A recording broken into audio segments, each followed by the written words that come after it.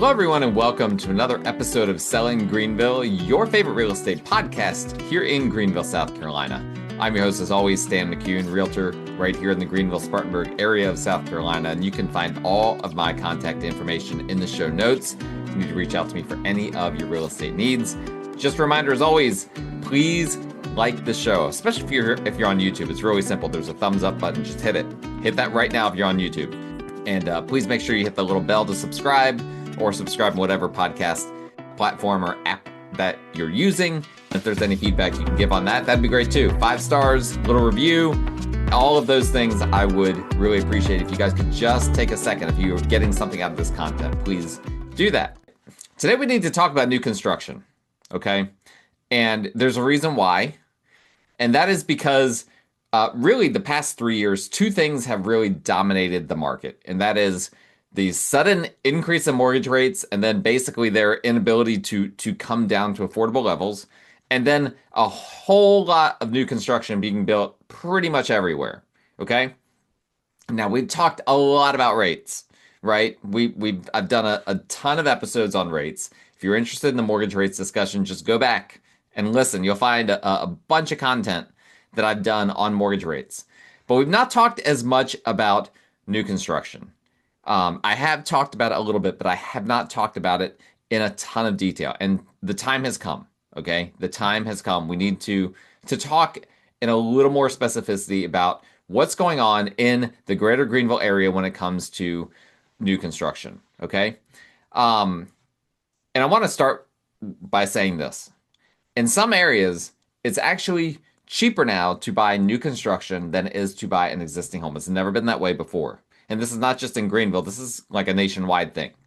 It is becoming cheaper to buy new construction than an existing home.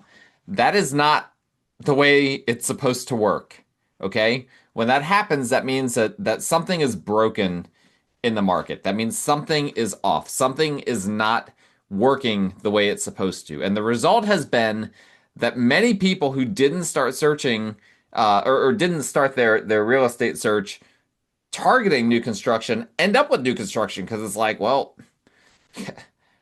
this just makes the most sense, right? All these homes I'm looking at, they all need work. Here's a brand new house. It's cheaper than all these other homes that need work. How could I choose anything else, right? I have seen that over and over and over again the past 3 years.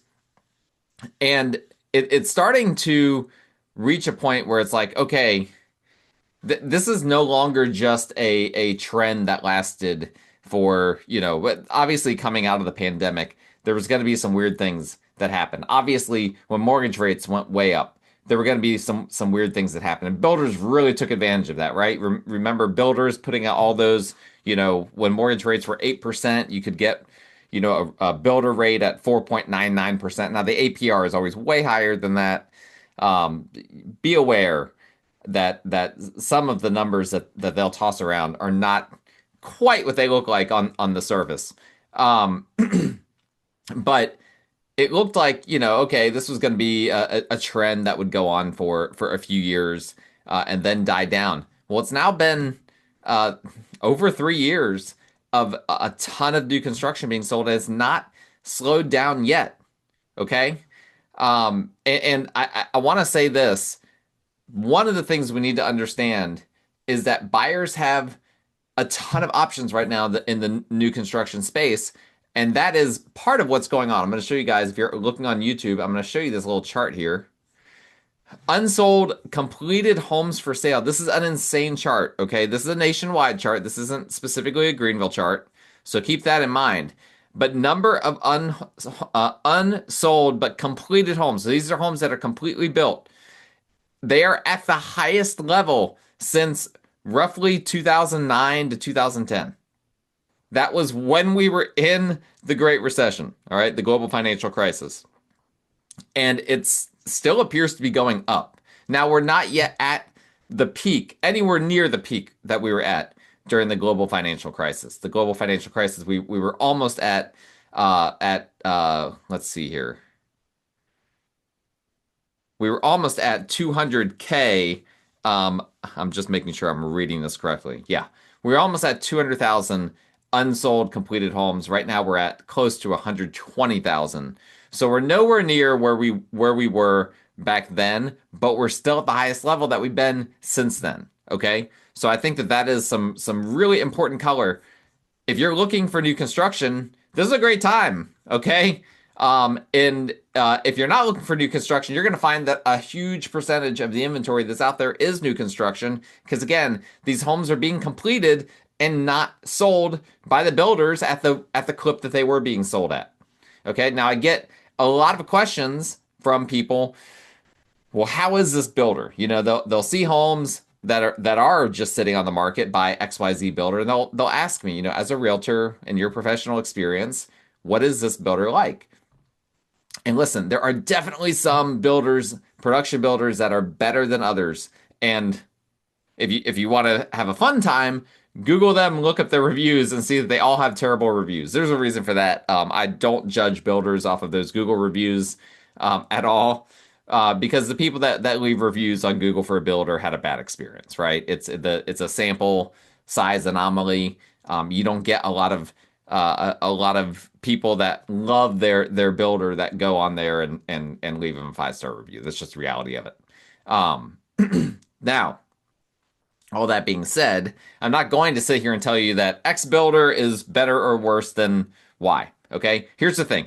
At the end of the day, each neighborhood is different because some supervisors of those neighborhoods are better than others. Every builder, they have supervisors that oversee one or more neighborhoods. And some of these supervisors are really, really bad, right? They just don't care. They're not detail oriented. They just want to crank homes and just get in and out of the community. Others, they're really, really specific. They're really, really picky about certain things.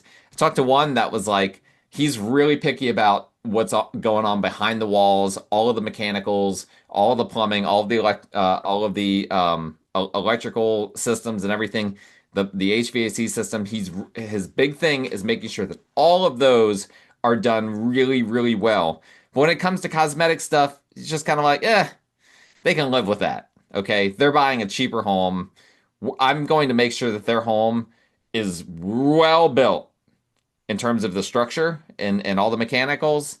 But in terms of the cosmetics, if the grout lines aren't quite done well, if the paint isn't perfect, they're just gonna have to deal with it. Like, I literally had a builder supervisor tell me that. And listen, you might go into another neighborhood where it's the opposite, where the builder is focused more on, or the supervisors focus more on the finishes. They're really not paying a whole lot of attention to the mechanicals or to the structure or things like that. And so that's where it's really hard for me to answer, and hard for any realtor to answer that question. Yeah, there are some builders that have a better reputation or a worse reputation than others. But listen, at the end of the day, I have had clients that bought homes from some of the builders that have the quote unquote bad reputations, and they love the homes. I've had some clients that bought from the builders with quote unquote good reputations that didn't love the homes. Okay. And a lot of that comes down to there is a degree of variability from one neighborhood to the next based on the supervisor, and we have no control over that. And realtors, we don't get to know the supervisors at the end of the day, and so we don't even get to, like, that's not even a tool that we can use in our toolkit, which is like, okay, well, I know that this neighborhood by this builder has this supervisor, it's going to be safe. We don't even have the ability to look at it from that perspective. And so that's something that you need to really consider. If you're thinking about new construction in the Greenville-Spartanburg area, consider that there's really not a true foolproof way of knowing whether the builder in that neighborhood is going to do a good job or not, kind of until it's done. And as a realtor, that can put me in a weird spot, right? Because obviously I want, and really my fiduciary responsibility to my clients is to help them get the best home possible. And sometimes new construction on the surface is the most bang for your buck. But if the builder does a bad job, well, they've gotten worse in recent years over fixing things. And this is something I've run into quite a bit, okay? Quite a bit, where the builders, they don't want to, they've gotten stingier about correcting mistakes that they make. We'll come back to that in a second. Um, and before we come back to that, I do want to say that, another question I've gotten has been, what's the production builder quality like? Is it getting better? Is it getting worse? I would say that it is, in fact, getting worse, and it has gotten worse over the years. As particularly after the pandemic, all of the supply chain issues happened, and builders were having a hard time sourcing windows, having a hard time sourcing lumber, having a hard time finding all these different supplies and materials, and they got chintzy on some of them because they could. And guess what? They kind of never went back. This is my perspective, right? I don't have data behind this, but this is my personal opinion. And this is not all builders, okay? I'm just saying that some builders did this kind of tactic. And quite frankly, I'm getting to the point where it makes me nervous. If I have a client that wants to work with a builder, I can always work with a builder, but I get nervous, particularly when you're starting from the ground up, right? Some builders do spec homes where they build it from the ground up and then sell it once it's close to completion. Other builders, they will let you essentially purchase the lot within the neighborhood and then build kind of whatever house that they allow on that lot. And some do a mix of the two. A lot of them do a mix of the two. I get really, really nervous when I have a client that's starting with the lot purchase and starting from the ground up, starting from square one. Honestly, and you'll hear people say the opposite. A lot of people say that they're more nervous about the spec homes. I'm actually the opposite way because I've seen so many times that once you get in with them right at the very beginning, if the builder starts getting sloppy along the way and they're pushing back and fighting you on fixing it, you get to the end of it and it's just like, well, they weren't willing to fix anything. They did kind of a sloppy job on a lot of these things, and they're not doing anything about it. And it puts me in a weird spot because what leverage do I have, right? The builders have all the leverage. They make you pay usually pretty hefty upfront fees, earnest money, and all of that, and make it to where it's very, very challenging for you to back out, and very challenging for you to negotiate once you get under contract. Now, to pivot a little bit, because perhaps you're thinking, well, what about the county? And I guess it's not really a pivot. It's more of just looking at this issue from a different angle. What about the county, right? Doesn't the county have inspectors? Don't they have codes that have to be enforced and all of that? And we have talked a good bit on this podcast in previous episodes about how Greenville County and other counties and municipalities have been trying to slow all the new construction. And part of the ways that they have done this is by getting stricter with the builders on multiple levels. But what they aren't getting stricter on is quality of construction. Greenville County, Pickens County, Spartanburg County, Anderson County, they're not getting stricter on the quality of construction. And I'm not saying that they should. Okay, just to be clear, I'm not saying that the county needs to step in and get involved on that level, but people need to understand that when builders claim that, oh, you don't need to have any inspections because, the county comes in here with their inspectors are really strict. Their inspectors aren't strict. Like, they might be strict on where outlets need to be placed, like a bunch of nitpicky stuff that nobody really cares about. They're not, generally speaking, strict on how a home is finished. Well, especially when it comes to interior finishes, they are not strict about that. And you might think, well, I mean, interior finishes, those are cosmetic. I get that. I'm willing to live with if the builder's not perfect about that. But you have to remember, some of these interior finishes they are cosmetic. They're not structural, but cosmetic can be very expensive. What if the drywall team uses bad drywall tape or does a really bad drywall tape job, and after closing, all the tape joints start to come apart on your drywall, and the builder refuses to fix it, and you just got tape joints hanging down the corners of your drywall everywhere? Is that what you want? What if the plumbing fixtures start leaking because they use the absolute cheapest fixtures, and they all fail very quickly, and you're having a hard time making a warranty claim, etc., etc.? Don't just say, oh, well, if it's, cosmetic it's okay. I can live with that. No, cosmetic things can become very expensive too. Um, a big one that I've seen is builders not fixing the settling like they're supposed to. And what will happen with new construction, a lot of times I mean, the home always settles afterwards, and sometimes that'll result in windows not opening or closing properly, doors not opening and shutting properly, cracks in the drywall, all sorts of stuff. And again, it's like, do you want to go in and try to adjust a bunch of windows and doors and try to get it right? If the builder is not willing to do that, well, guess what? This home with all these doors and windows, now you can't open and close half of them. Is that what you want? And again, I'm not trying to fearmonger, right? I'm not trying to make it sound like every single new construction is a disaster. That's not what I'm saying. I'm just warning you guys that this is the trend. This is the trend of where things are going in the new construction world. I had a new construction uh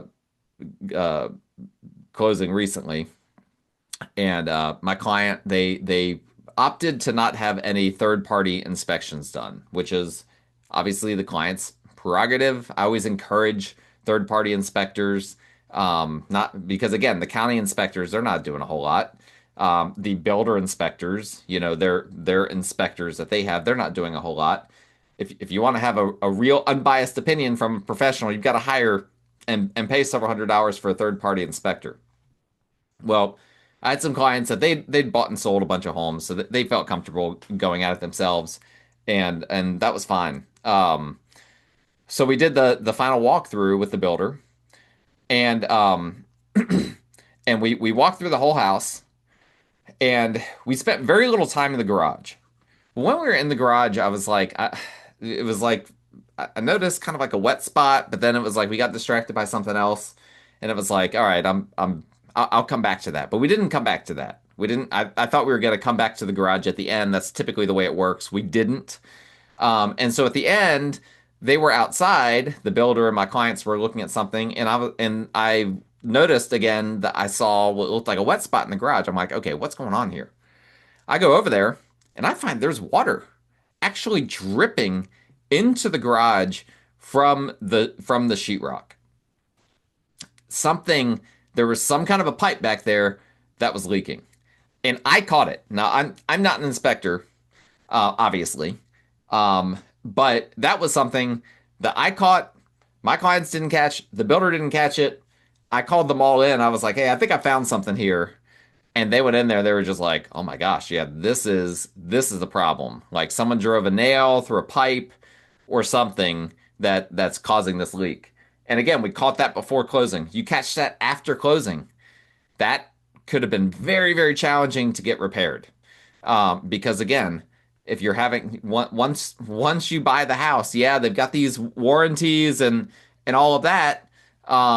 But you're not guaranteed that a warranty is going to come through for you. And many builders have started outsourcing their warranties to like actual warranty companies rather than handling the warranties in-house. Now, that might make sense, again, surface level, but in my opinion, it's made things worse because the warranty companies are like insurance companies. They don't want to take on any claims, whereas when the builders handle the warranties in-house, they really want their customer to be satisfied because they don't want those negative reviews to come in. They don't want their clients to be upset with them. But now that they can just pass them off to the warranty companies, and then if the buyer gets upset, they're upset at the warranty company, not the builder. Well, guess what? The builder doesn't care what the warranty company does as long as they take the blame for what happened. All that to say, at the end of the day, if I were in the market to buy a house, I personally would not buy new construction from one of the production builders, except maybe if it was already built. If it was a spec home, they had already built it. I could come in, I could see the quality of the work that they had done, have it inspected, make sure that the stuff that I can't see is done well, all of that. That would be my approach. In other words, for neighborhoods offering for you to pick out the lot and then design the home, pick out the floor plan, pick out the elevation, the materials, all that. That sounds like a lot more fun than buying a spec home, and you get a lot more design power. I wouldn't do it. Not me. I would be more willing to go somewhere where the house is already built so you can actually see the quality of the work that they did. Um, and then one last thing, we have talked about this a bit in previous episodes, but you buy new construction, you got to be prepared to live there for a few years, right? Because if the market doesn't correct at some point, and by correct, I mean, well, not in the way that some people use it. If the market doesn't shift at some point where rates are coming down and homes are appreciating at a higher level, a lot of new construction is kind of stagnating. And because there is so much supply, right?